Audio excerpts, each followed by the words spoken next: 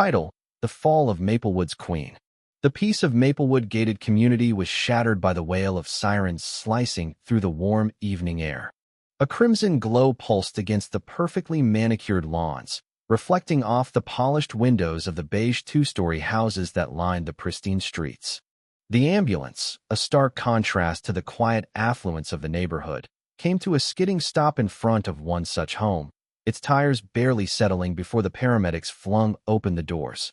Marcus Reed, a tall, no-nonsense EMT with years of experience under his belt, was already reaching for the medical kit when a sharp voice cut through the air, shrill and indignant. "Absolutely not. You cannot park here." From the neighboring house, a woman stormed out, her platinum blonde bob bouncing with every furious step. She was clad in a pastel pink cardigan, its soft fabric in complete opposition to the hardness in her eyes and the sharpness in her tone. Her name was Karen Wilkins, and she was Maplewood's self-appointed enforcer of all things proper. Karen's pointed, acrylic manicured finger jabbed at the ambulance. "That is my parking space," she screeched, her voice carrying over the hushed neighborhood. Marcus barely glanced at her. "Ma'am, this is an emergency. We don't have time for." "I don't care," Karen barked, stepping directly in front of the vehicle, arms crossed. "You need to move this vehicle right now." Inside the house, Tom Jacobs, a retired firefighter in his 60s, lay unconscious on the living room floor. His wife, Sarah, had called 911 moments ago, her hands shaking as she pleaded for help. Now she could see through the window that their lifeline was being delayed over a parking spot. "You've got to be kidding me," muttered Marcus, exchanging incredulous glances with his partner, Lisa. "Lady, move out of the way. A man is having a medical emergency." "I don't care who's dying," Karen interrupted, jabbing her finger toward the curb. "This is my property. My HOA reserves this space for me.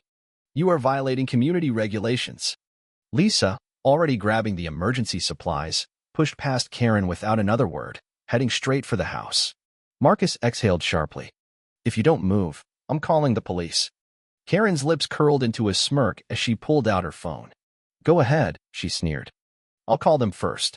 And with that, she dialed 911 on an ambulance. The absurdity of the moment seemed lost on Karen as she furiously relayed her complaint to the dispatcher. "Yes, I'd like to report an illegally parked vehicle," she huffed.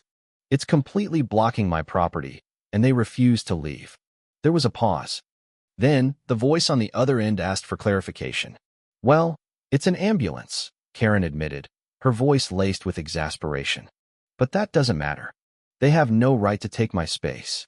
The dispatcher, likely struggling to process what they were hearing, asked again, "Ma'am, just to confirm, you are calling to report an ambulance responding to a medical emergency?" "Yes," Karen snapped. "And it's illegally parked. This is private property." Meanwhile, inside the Jacobs house, Lisa was kneeling beside Tom, checking his vitals. Sarah hovered nearby, tears streaking her face as she clutched her hands together. "Please," she whispered, voice breaking, "please save him." Lisa offered a brief, reassuring nod. "We're doing everything we can." Outside, the neighbors had started gathering, peeking from behind their windows and stepping onto their porches. It wasn't the first time Karen had thrown a fit over some trivial matter. She was notorious for policing grass height, issuing unauthorized fines, and even calling animal control on a neighbor's dog for barking during the day. But this was a new level of insanity. "Unbelievable," muttered Jake, a young man from across the street, arms crossed as he watched the spectacle unfold. Karen, still on her call, raised her voice. "Yes, officer, I am being threatened now," she exaggerated, glancing around dramatically. "These people are refusing to comply with HOA regulations." "Exactly. Thank you. Please send someone right away." She ended the call with a satisfied smirk and turned to the nearest neighbor, who was watching her with barely concealed disdain. "Can you believe this?" she scoffed. "This is why rules exist, so people can't take advantage like this." Jake let out a dry chuckle. "You just called 911 on an ambulance, Karen." "It's about principle," she sniffed, lifting her chin. "No," Jake said flatly. "It's about you being an insane control freak." Before Karen could snap back, the distant wail of approaching sirens filled the air again. A police cruiser rolled up, and out stepped Officer Daniels, a broad-shouldered man with years of experience dealing with entitled citizens. His gaze flickered between the parked ambulance and Karen's smug expression. The neighborhood buzzed with hushed whispers, neighbors texting each other furiously about what had just happened. The HOA Facebook group was already on fire with reactions, videos, and commentary as Karen's name spread like wildfire. By the time Karen retreated to her house, she was already infamous. Comments flooded the local online forums. This woman is unhinged. Who calls 911 on an ambulance? I swear this is peak HOA craziness. We need a vote to get her out of the HOA board. Karen sat in her living room, fuming as she scrolled through the posts. Her grip tightened on her phone as she read comment after comment mocking her, demanding her removal, calling her an embarrassment. Her authority, her carefully curated dominance over Maplewood, was slipping through her fingers. But she wasn't going down without a fight. The backlash against Karen wasn't just limited to online ridicule. The HOA board quickly organized an emergency meeting with one clear agenda: removing Karen from power. Flyers were placed in every mailbox, emails were sent out, and by the next evening, the community center was packed. The board members sat at the front, their faces serious. Mr. Langford, the HOA president, stood and addressed the crowd. We've all seen the footage. We've all heard the complaints. It is time to decide. Does Karen Wilkins deserve to remain on this board? Karen, seated at the front row, stiffened. Her fingers curled into fists. She could feel the eyes of the entire community on her. The vote was about to begin. Karen shot to her feet before the meeting could proceed. This is outrageous, she declared.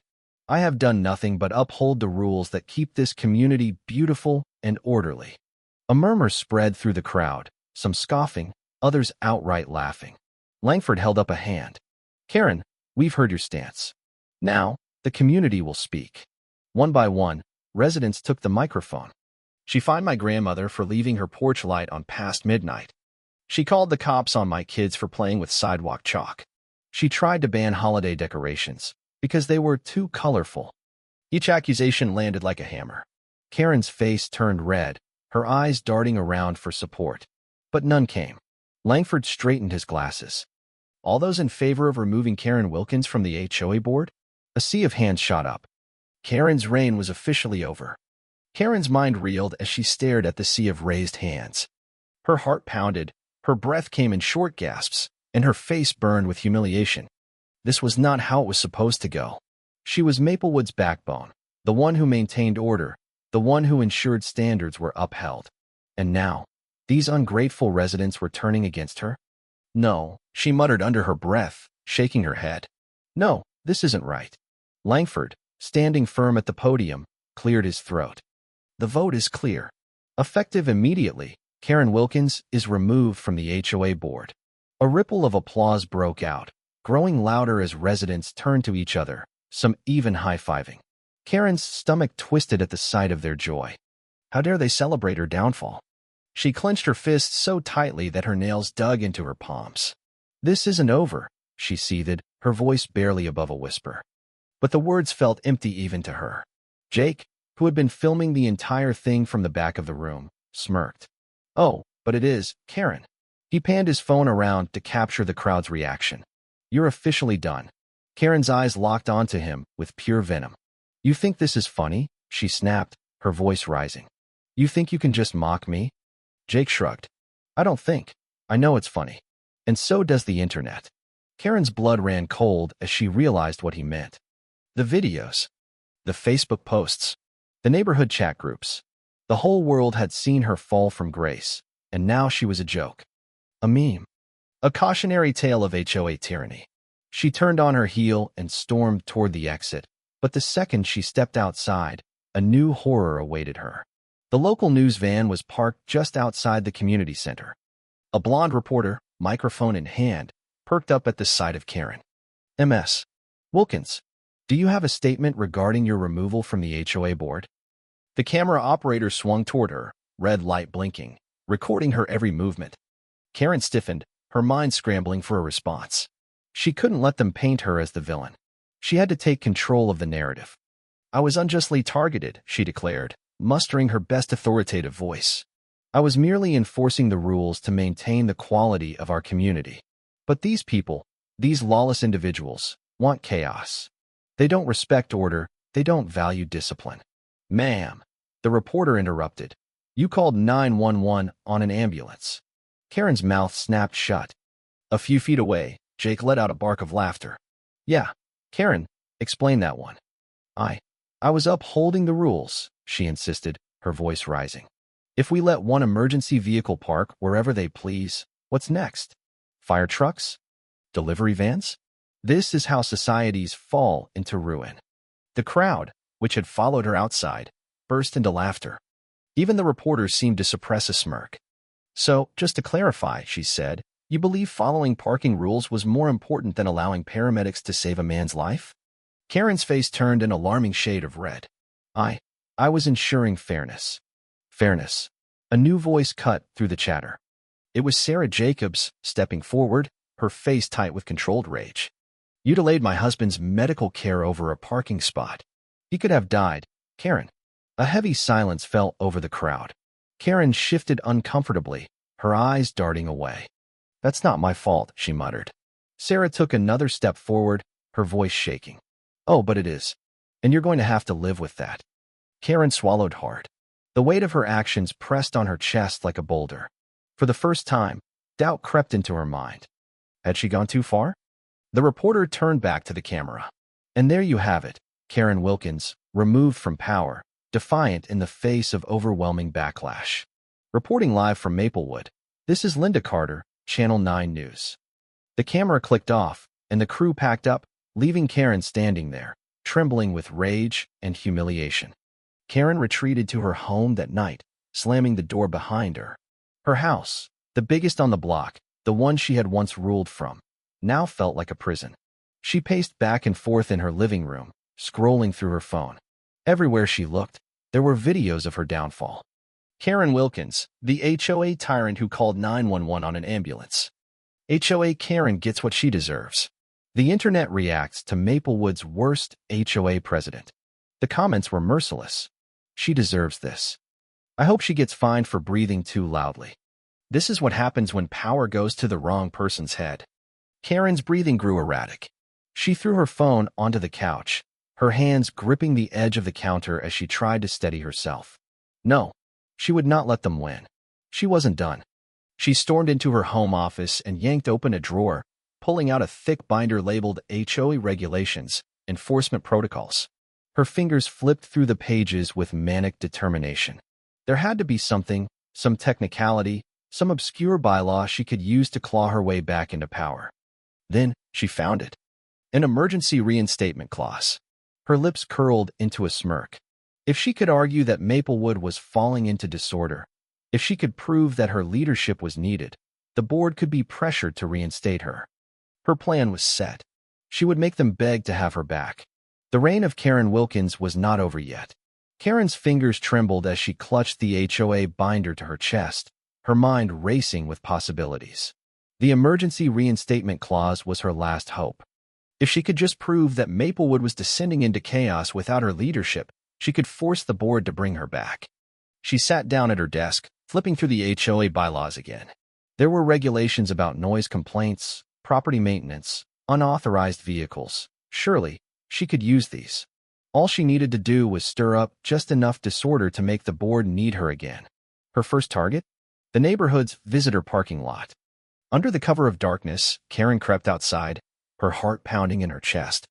She wore a black hoodie, the hood pulled low over her head as if she were some kind of criminal instead of the rightful ruler of Maplewood. Clutching a clipboard, she made her way toward the visitor parking area. She took a deep breath and got to work.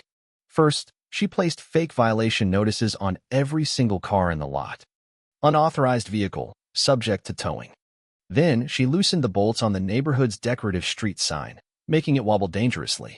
If it fell, it would cause an uproar, proving that without her oversight, safety standards were deteriorating.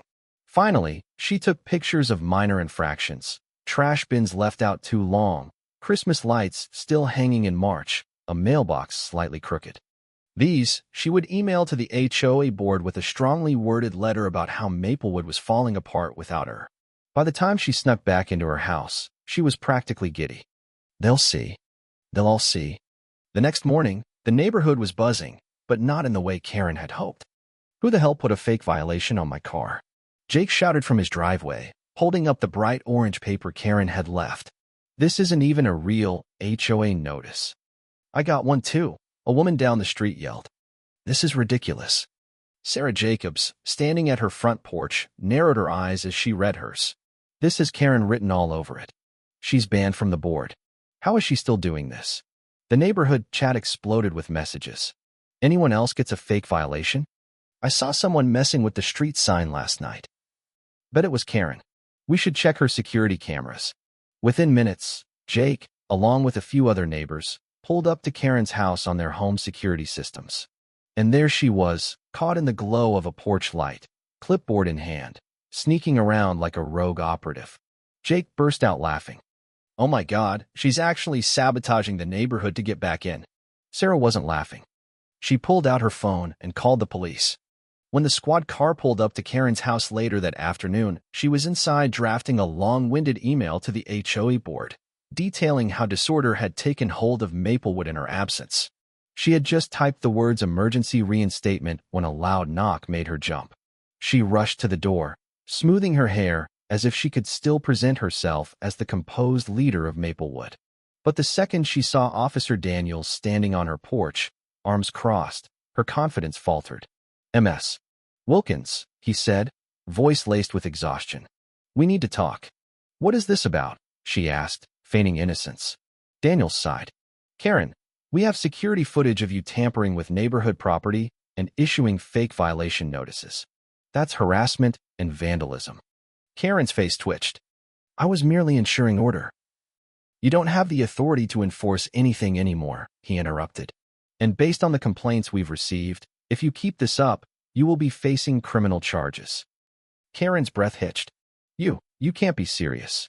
Daniels gave her a long, tired look. "Go inside, Karen. Stay out of people's business. Because if I have to come back here again, it won't be for a warning." He turned and walked back to his patrol car, leaving Karen frozen in place, her carefully constructed world crumbling around her. By evening, the news had spread across the entire neighborhood. People celebrated on their lawns, laughing about Karen's downfall. "We should throw a Karen's Gone party," Jake joked, clinking beers with his neighbor. Meanwhile, inside her house, Karen sat in complete darkness, staring blankly at the HOA binder that had once given her power. Her reign was over. And the worst part? No one would ever beg to have her back.